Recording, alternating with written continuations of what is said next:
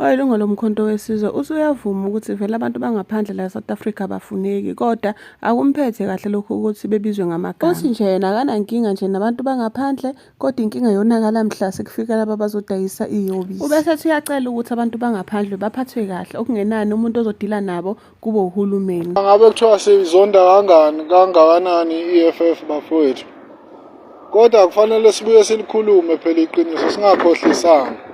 Ngoba ukukhohlisana ngeke kuze kusize futhi ngeke kulakhe lelizwe ukuthi liya phambili.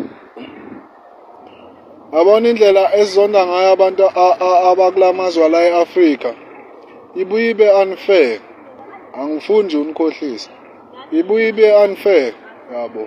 Sibabize ngalo lonke uhlobo lamagama esithanda ukubabiza ngalo. Nami ngomunye wabo ekusho lokho abahambe, kodwa ngize ngalisebenzisa igama lamakwerekwere ngoba ngilazi mina ikwerekwere. Phela nje umuntu mangalazi ulimi lakhe ngibeka cace nje ukuthi angilazi. Kodwa likho igama engimqamba lona.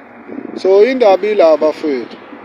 As much as sizondi i-EFF, kodwa kufanele ke sibhekane naleli qiniso elikhulunywa lombhemi la.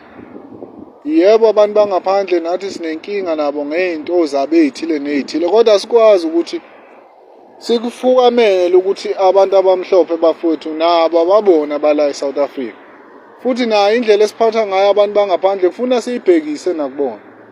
Ngoba asikwazi ukwenza ngazi ukuthi sesi-right nabo ngoba nakho sibona bewina rugby kwenzakalani. While bengasifuni bona nabo. Akusoze futhi kwashintsha lokho ukuthi abantu abamhlophe abasifuni. Bafise ngabe kulelizwe nje asikho kube yibe ukuphela, kube yizwe labo kuphela. So bafowethu kufanele ukuthi ngelinye ilanga ke sihlale phansi siyikhulume lento. Ithi usupport iMK or usupport iEFF, usupport iANC, usupportani. Ukuthi cha singakhohlwa phela webafethu ukuthi izitha zethu ezinkulu yilabelungu. And singabavikeli futhi singabavikeli sibone ukuthi abantu bala eAfrika abantu abayizitha okwedlula belungu. Ayikho leyo. As much as sibazonda abantu bangaphandle ngezizathu ezithile, kodwa ngiyazi ukuthi baningi sibathandayo bangaphandle. Esithi ngisho umuntu umbone endleleni ujabule ukuthi awu ukhona kanti useyaphila angisakwazi. So ngeke ke size silokhu siqamba manga sikhohlisa sithi siyabazonda. Abantu abadale lokho ile genge lefike yaphusha iyobisi la. Yashintsha ke indlela esibabheka ngayo abantu bangaphandle. Nalokhu untshontsha kwabe imoto bengakhuzeki, bekidnap ingane. Leyo nto ke nje iwukuphula umthetho. Uyayizwa indaba. Kodwa akufanele ukuthi thina size sibhunkule silwe nabo. Kufanele kube uhulumeni odila nabo ngendlela yakhe. Kodwa thina abahlali asikwazi ukubanyanya sithi siyabazonda, sabafuna, sifundiso, sibe sifukamela izitha zethu la. Plan ukusibulala nanoma yinini, plan ukuthatha izwe lethu futhi nanoma yinini. So asikwazi ukuyikhohlisa senza ngathi abelungu abangani bethu noma abanye bethu. Abelungu asisoze saba abangani babo. Futhi asisoze saba ngabanye babo. Bohlezi besizonda, bohlezi besinyanya, bohlezi besipretenda. So asingazakheli kakhulu izithe eAfrika.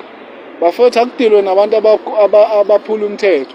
Laba abanama-paper rights eSouth Africa bahlale. Yabo. Angisho ukuthi abanikezwe konke okukhona, kodwa abanama-paper rights nabazele into ekhona la eSouth Africa bahlale. Laba abazele into engekho ababuyele ngakubo.